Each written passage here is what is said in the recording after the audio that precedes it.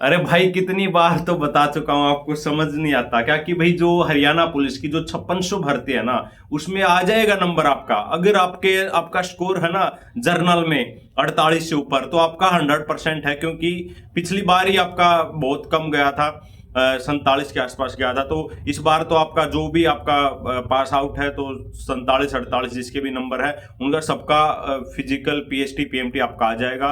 Reserve category वाले 38 से ऊपर जिनके हैं वो सारे के सारे अपने तैयार रहें।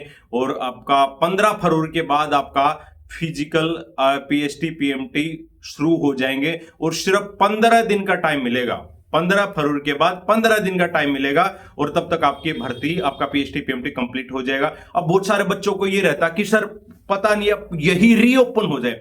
अरे भाई रीओपन अगर ना भी होंगे, अब 5 5 साल से बच्चे वेट करते हैं, ठीक है, तो उनको तो चांस मिलता नहीं। अभी तो ये तो भर्ती अभी निकली थी, तो इसलिए इस बात की चिंता ना करो। रीओपन होने के चांसेस बिल्कुल नगण्य है, मतलब 0 पॉइंट समथिंग % है, आप मान के चलिएगा। बाकी आपका रीओपन नहीं हो सकता। बाकी तो अब वही बात है कि भी बिल्कुल वो कहते हैं ना भगवान ही नीचे उतर के आ जाए, तो वो एक अलग इशू है। नहीं तो आपका ये भर्ती होने के बाद अप्रैल में ये भर्ती कंप्लीट हो जाएगी। और सीटी जो 2025 है ना, तो उसमें भी आपके हरियाणा पुलिस की एसआई की 400 पोस्ट और अन्य पोस्टें भी आने वाली हैं, कांस्टेबल की भी पोस्टें आने वाली हैं सीटी में। तो इसलिए अपनी तैयारी को शानदार तरीके से बनाए रखो। ये चिंता ना करो कि ये चांस नहीं मिला तो पढ़ाई करना छोड़ दे, शुरू ही ना करे। भाई पढ़ाई करो, जिसका सपना है पुलिस में लगने का। आपको अगले 1 साल के अंदर 2 चांस मिलने वाले हैं। 5600 की ये है, और 4 से 5 हजार वैकेंसीज और नहीं आने वाली हैं, 400 एसआई के आने वाले हैं। तो इसलिए अपनी तैयारी को कंटिन्यूअस रखें भाई।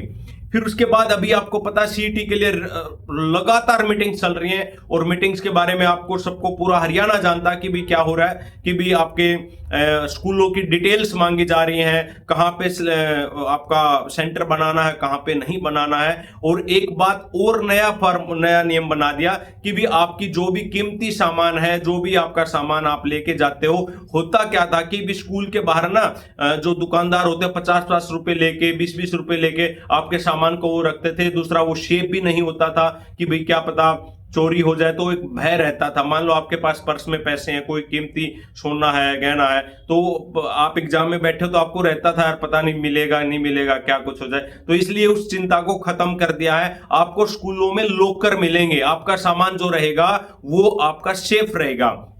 तो इसलिए जो सीटी एग्जाम्स की तैयारी को लेके आज भी कंफ्यूजन में ना, तो उससे बड़ा बेवकूफ नहीं हो सकता कि भी हर रोज नई अपडेट आ रही है, हर रोज। तो अब तो बिना कुछ सोचे समझे दिन रात एक कर दो, 8 से 10 घंटे जितना पढ़ सकते हो। अगर आप 4 घंटे पढ़ सकते हो, 6 घंटे पढ़ना शुरू कर दीजिएगा। 6 घंटे अगर आप पढ़ते हो, 8 घंटे, 8 घंटे पढ़ते हो 10 घंटे, तो एक एक दो दो घंटा अपनी तैयारी में बढ़ा दो। क्योंकि प्रलिम्स में अगर आप स्कोर नहीं ले पाओगे ना, तो उस चीज का कोई फायदा नहीं है। तो इस अब भी तैयारी करोगे तभी आपकी मेंस की होगी, क्योंकि सिलेबस आपका लगभग मिलता जुलता है। और सिर्फ कितने महीनों की तैयारी?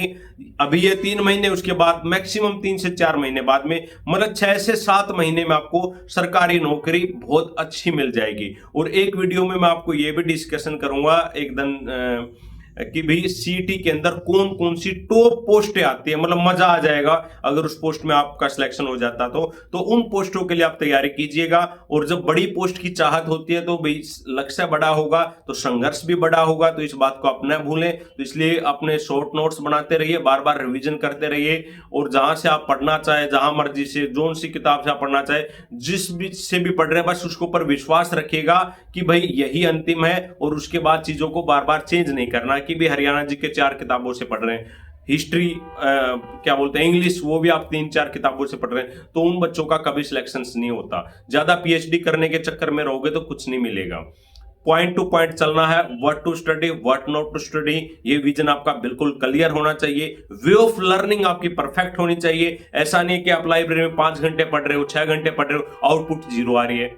2 घंटे पढ़ के आए, बाहर पता लगा क्या पढ़ के आए, ये भी याद नहीं रहता बच्चों को क्या पढ़ के आए, और उसके अंदर फैक्ट्स है वो याद नहीं रहते हैं। तो इसलिए छोटे छोटे नोट्स बनाते रहिए, छोटे छोटे आपका 7 बाय 7 लिखते रहिए बार बार। जीके का तो, इंग्लिश का तो यही है, हिंदी की जितना लिखोगे, फैक्ट्स जितने लिखोगे तो उतना ज्यादा याद रहेगा। प्रॉपर नोट्स बनाने की कोई ज्यादा आवश्यकता भी नहीं है, बस आपके ब्रीफली नोट्स होने चाहिए कि पॉइंट में, जैसे पॉइंट पॉइंट लिखता है कि बीच का ये फैक्ट, ये फैक्ट, ये फैक्ट, ये फैक्ट, बस एक पेज के ऊपर पूरा चैप्टर आ जाना चाहिए। तो आज के लिए इतना ही है।